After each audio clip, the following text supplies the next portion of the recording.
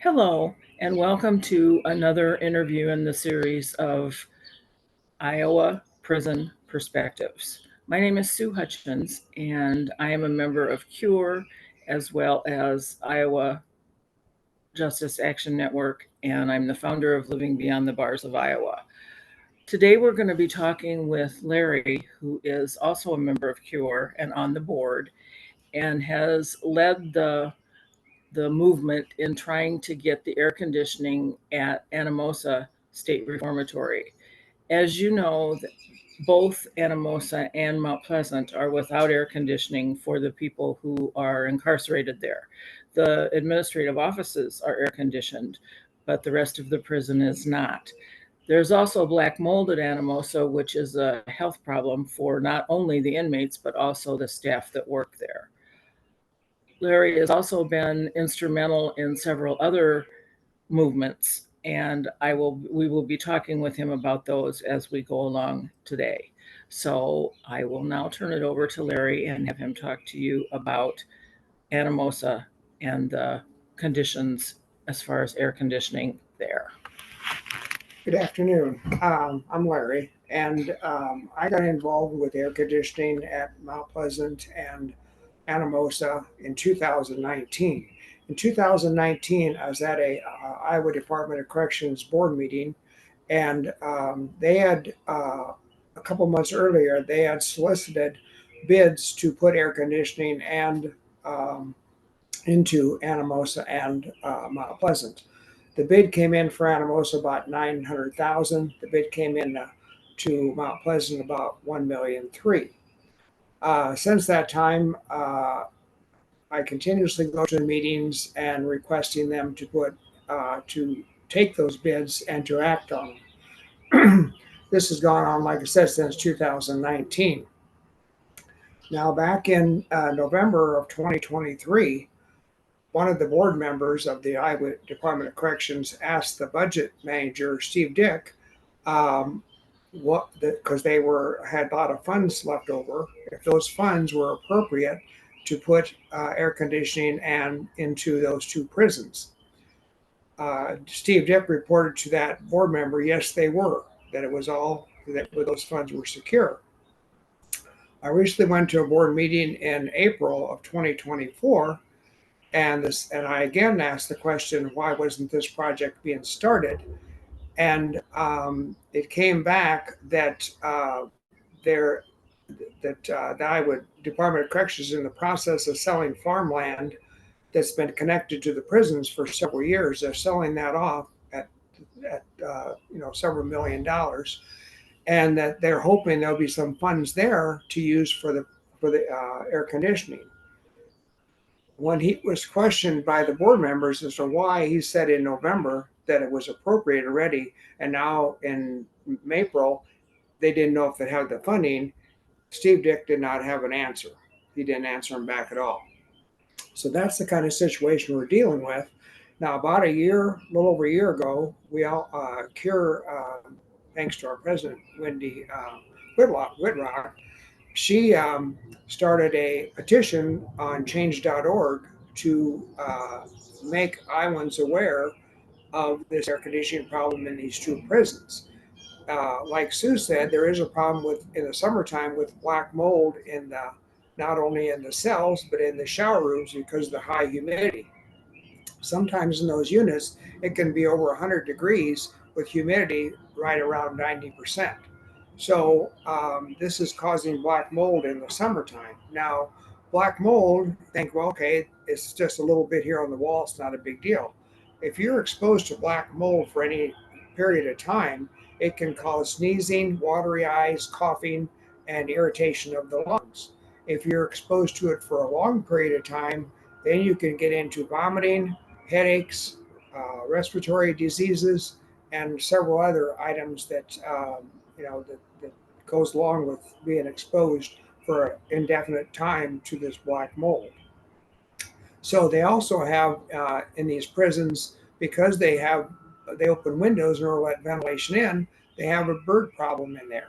So the birds, of course, they do their droppings, and that's another health hazard that the DOC is not willing to seem to be willing to deal with at this point. If they got the air conditioning, of course, that would have resolved not only the mold problems in the showers and in the cells, but it would also resolve the problem of the bird droppings. Now, the problem with it in the cells is some of it is visible on the walls, but here a while back they took a panel off the wall where that housed the water pipes, because the water in these cells are all cold water, so they sweat a lot. That the hole inside that cavity was full of black mold in each cell. So there's that problem going on too. So that's about what's going on right now. We continue to advocate for this purpose. If you want to go up on change.org and then put in Anamosa, the petition will come up and you can sign that petition if you would, please. Yeah, that's a very good suggestion. My next question was going to be, what would you suggest that people do if they have any concerns about this particular issue or other issues regarding the way the prisons are run health-wise? Do you have any other comments or any other suggestions of how people can have their voices be heard regarding that? There's always the DOC, the Iowa Department of Corrections Board. They've in 2024 they cut their meetings from 12 meetings down to 6 meetings, so they have one every other month. So they had one in April, so there should be one in June. Now they're usually at 9 o'clock on the first Friday. You can I'm sorry, it could be, is it 10 o'clock? It's 10 o'clock on the first Friday.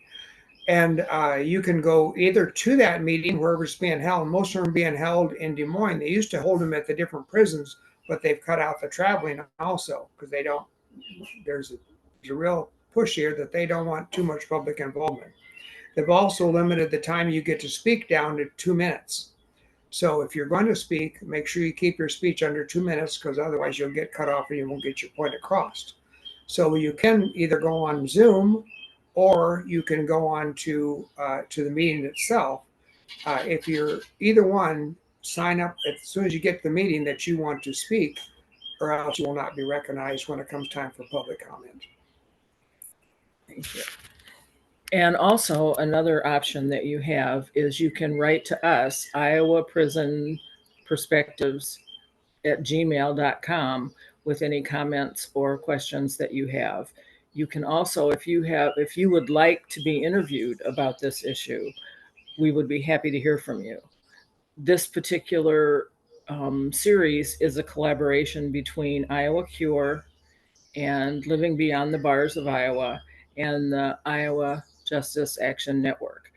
These videos will be on YouTube, as well as links to that on YouTube to those different websites. So there are plenty of ways that you can hear these, and we would really, if you're interested, and we hope you are, and you want to get involved, and we hope you do, there are several ways that you can accomplish that.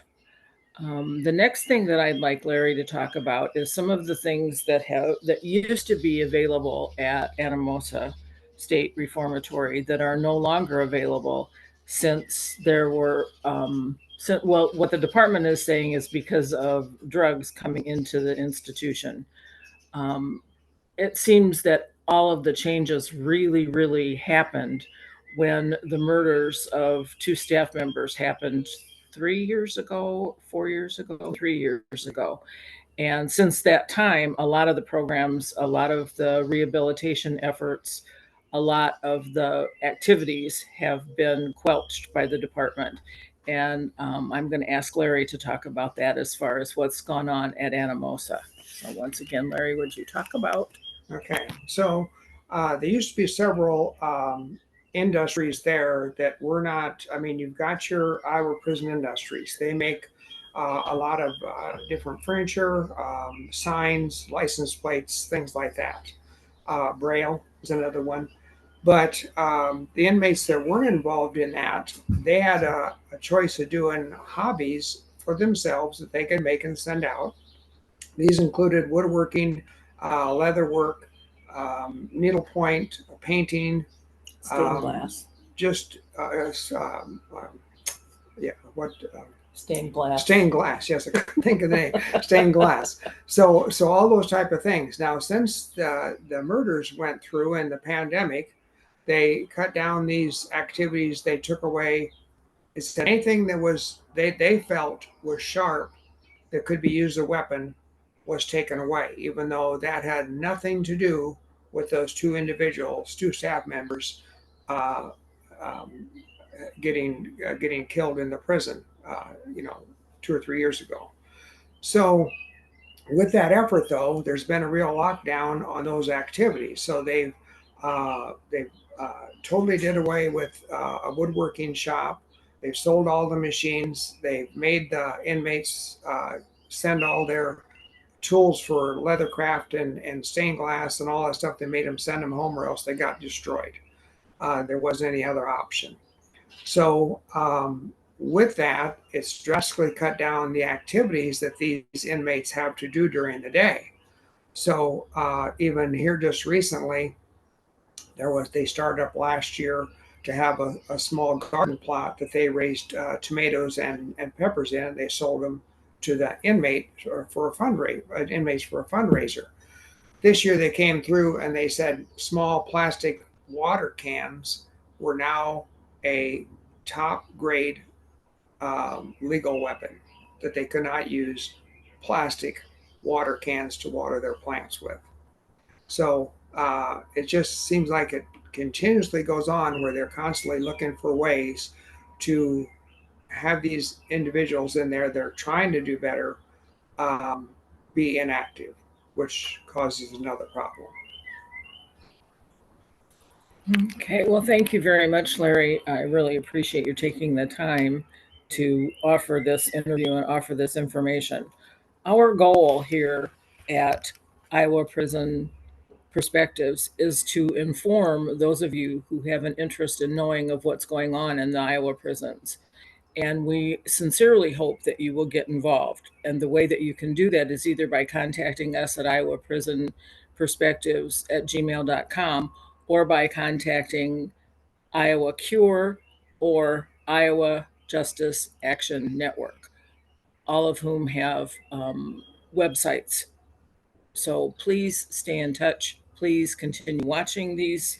Please find it in your heart to have some interest and let us know your thoughts. Thank you very much, and we appreciate your time. Bye for now.